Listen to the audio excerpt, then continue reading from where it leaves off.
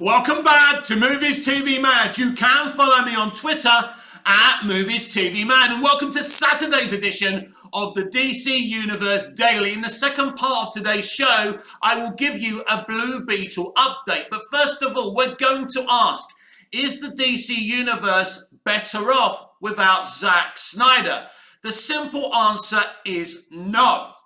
Because if you believe that we're better off without a person that gives you high art, that gives you a film like Zack Snyder's Justice League, then maybe you have a different idea what DC is and what DC should be. Now, I'm not saying how Zack does films means DC should be the Zack Snyder way, but I don't think that DC is better off without Zack. What has DC accomplished without Zack Snyder? Absolutely nothing. They have $1 billion movie in Aquaman, and let's be honest, how many great DC movies have there been without Zack? I mean, if we look at the best DC movies since Zack's left, we'd have to be looking at Todd Phillips' Joker and Matt Reeves' The Batman. Yes, Aquaman is a really good film. Shazam is okay, but do I think we are truly better off without Zack Snyder? No, I don't. Now, I believe the Zack Snyder thing is gone now. I don't think we can get him back. I don't think we will get him back. Now, I was initially very excited about the DC Studios situation, and when James Gunn and Peter Safran were announced, of course, I was hugely excited that finally we're going to get a kind of interesting shared universe. And, like it or not, they're going down the MCU way. Now, of course, to me, that's a huge red flag, considering what the Marvel Cinematic Universe is. Whether we're talking about the first three phases, which were kind of good and entertaining, or phase 4, whatever way you look at it, the MCU doesn't focus on good movies. It focuses on a continuing strand, and James Gunn has clarified that already. One story via multiple platforms, which, if executed properly, could be really exciting. But will we see good individual movies? Let's not forget that Zack Snyder also planned out a shared universe spanning one story. Man of Steel, BVS, Suicide Squad, Wonder Woman, and Justice League, and the other two Justice League movies, and Ben Affleck's The Batman movie, were all going to be sharing this one strand, but focusing on each movie to make sure we get an individual movie experience. And whatever you think of Man of Steel, BVS, the Snyder Cut, and even Wonder Woman and Zack Snyder's Justice League, they are good. No, great individual DC comic book movies that we will never see the likes of again. Now, let's look at James Gunn and Peter Safran. Now, James Gunn is a good writer-director that makes good, cutesy movies. In fact, his Suicide Squad movie and Peacemaker movie kind of stepped out of the cutesy MCU movies and are pretty good pieces of DC content. I'm not going to say that James Gunn isn't good at what he has done, but he has no history in running a cinematic universe. So, at the end of the day, I'm not going to judge this until I taste the pudding, the dessert, because that would be reactive, and I have nothing to react from. Peter Safran, what has he achieved in the industry? He's a low-level producer who's produced some mediocre to okay DC content. So there's no evidence there to tell us that this is definitely going to work or it's not going to work. But Zack Snyder was a director who sometimes writes as well, that had a plan to have a shared universe with one story. Of course, what James Gunn and Peter Safran are planning is more PG. And we have to be honest, about that. And, you know, it's a very interesting situation as well, where they're starting to promote these DC movies that are coming out next year. And already we're hearing actors from Shazam! Fury of the Gods saying that, you know, the new DC universe has a lot of exciting plans. And basically, the actor who plays Billy Batson is looking forward, you know, to sharing the screen with other heroes in the future, saying there's bigger plans to come in this 10-year plan. Well, that's interesting, isn't it? Because according to James Gunn and Peter Safran, well, according to James Gunn, him and Peter are the only ones who know anything about this 10-year plan. So what is the actor talking about? Does he actually know something, or is he just hoping for the best? I think none of them know what's going on, because actors are always the last to know. And does this mean that the old DCEU is connected to the new DC universe? Haven't got a clue. We'll have to wait and see. But no, I do not believe that DC is better off without Zack Snyder. I think what happened to Zack was utterly wrong. He had a vision. He had a plan. It was taken away from him because, as I explained on yesterday's DC Universe Daily, the industry has 100% become about business. And I explained yesterday, and you know, you're going to say, yeah, Mick, it's a business.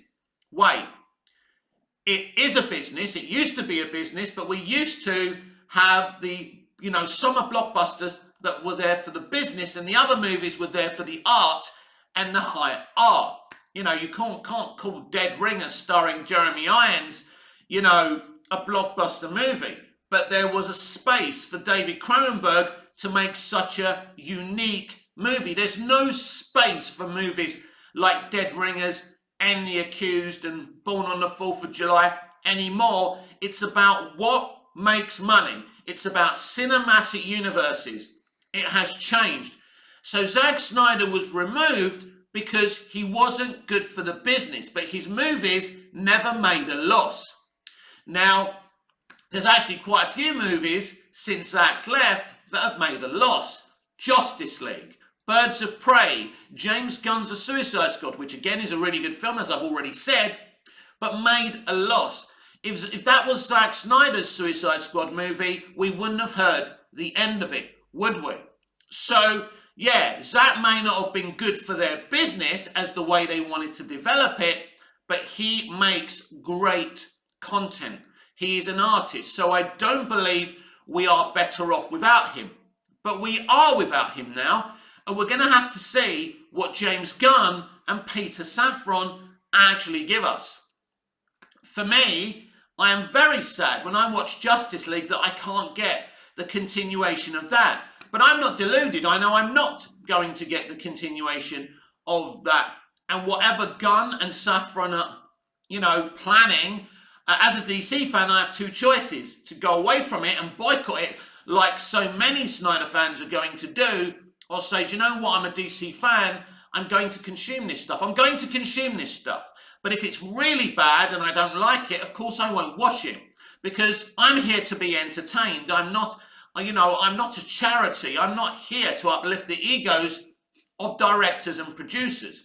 And the CEO of Warner Brothers Discovery, David Zaslav, who basically is focused on making as much money as possible. Now, when he first came in, he was talking about going back to the original Warner Brothers. Well, not giving Zack Snyder a chance to finish his, you know, Justice League arc isn't what the original Warner Brothers would have done. In fact, giving Zack Snyder a chance to do DC films is exactly what the old Warner Brothers would have done. The old Warner Brothers gave Christopher Nolan and auteur a Batman trilogy. Now, 2 out of those 3 movies made a lot of money, I get it, but they were a very different, unique take at Batman, and no one can say any different. So we will see if someone one day comes in to do better with DC than Zack Snyder did, statistically. Statistically right now, the Hamadaverse, the Bergen Johnsverse didn't do any better than what Zack did. Yes, $1 billion movie. So what? Ultimately, are the Are the, post-Snyderverse movies that came after Zack Snyder better than what Zack delivered? No. None of those movies, as I say, Aquaman's a great movie, but, ultimately, collectively, nothing they did kind of was so much better than what Zack was doing. I certainly think the Batman and the Joker movie are really, really good. And if we went down that direction for the future, I'd be okay with it.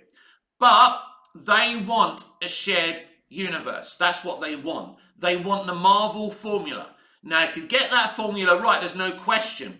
You can sell merch, you can make a lot of money, you can get billion-dollar, movies.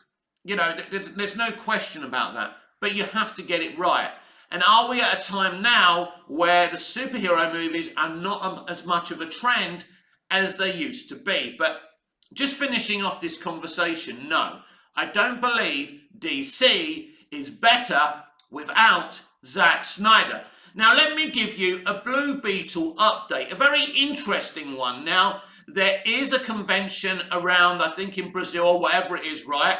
Now, they were going to promote Shazam! Fury of the Gods, the Flash movie, and Aquaman and the Lost Kingdom, and Blue Beetle. Now, they're not going to promote Blue Beetle.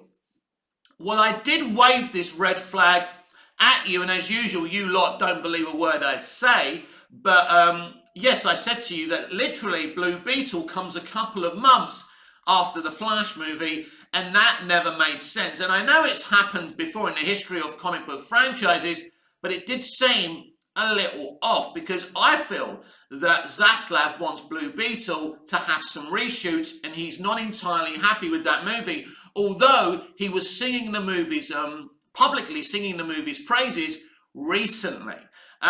So it's not being promoted like the other movies are. Now think about this. Blue Beetle is released months ahead of Aquaman and the Lost Kingdom. Aquaman 2 gets promoted and Blue Beetle doesn't. So why is this? Basically, right, I think they're going to delay it to 2024. I don't think the issue is with the movie. They only have Joker Folie à Deux, the Joker sequel, for 2024. Now, in the olden days, one DC movie in 1 year would be enough. But we've just been discussing how it's all about the money, all about the franchises, and this is how it works. So with only one Joker sequel coming in 2024, it looks like they may move Blue Beetle so they can at least have 2 movies in 2024. Could they move other movies? I don't think they're going to move the other movies. Now, heaven forbid, but I think the one movie they may move, again, maybe The Flash to 2024, which would be an absolute disaster. Maybe they would hope that the Ezra Miller stuff would definitely be forgotten by 2024. Now, I doubt that's actually going to happen, but with all certainty, I'm pretty sure that Blue Beetle gets moved to 2024. This has been the DC Universe Daily here on Movies TV Mad. I'm Mick, your host with the most. Just ask your girlfriends and your wife. Please like, share, comment, subscribe, hit the notification bell so you never miss this beautiful perfection. And I'll see you again in the next video. Until I see you again, goodbye, au revoir, auf Wiedersehen.